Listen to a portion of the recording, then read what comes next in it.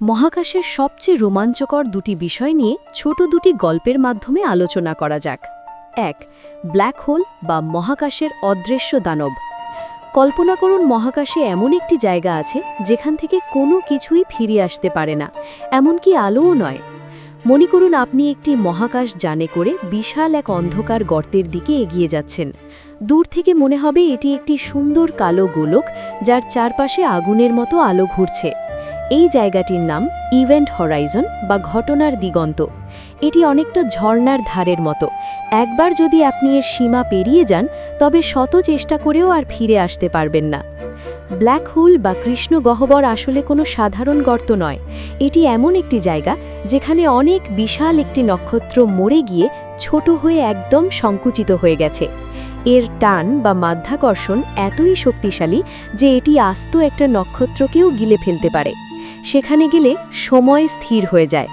আপনি যদি ব্ল্যাক হোলে পড়ে যান, বাইরের পৃথিবীর মানুষ দেখবে আপনি চিরকাল ওখানেই স্থির হয়ে আছেন। ২. নেবিউলা বা নীহারিকা, মহাকাশের নক্ষত্র তৈরির কারখানা। ব্ল্যাক হোল যদি হয় ধ্বংসের প্রতীক, তবে নেবিউলা হল সৃষ্টির প্রতীক। কল্পনা করুন, মহাকাশে কোটি কোটি মাইল জুড়ে ছড়িয়ে আছে মহাজাগতিক ধুলো আর গ্যাসের তৈরি এক রঙিন মেঘ। দূর থেকে দেখলে মনে হবে যেন মহাশূন্যে কেউ রঙের হোলি খেলেছে। কোনোটা দেখতে ঘোড়ার মাথার মতো, হর্সহেড নেবিউলা, আবার কোনোটা প্রজাপতির ডানা মেলা, বাটারফ্লাই নেবিউলা। এই নেবিউলার ভেতরেই জন্ম নেয় নতুন নতুন নক্ষত্র। মহাকর্ষের চাপে যখন এই ধুলো আর গ্যাসগুলো এক জায়গায় জমাট বাঁধতে শুরু করে, তখন সেখানে প্রচণ্ড তাপ সৃষ্টি হয়।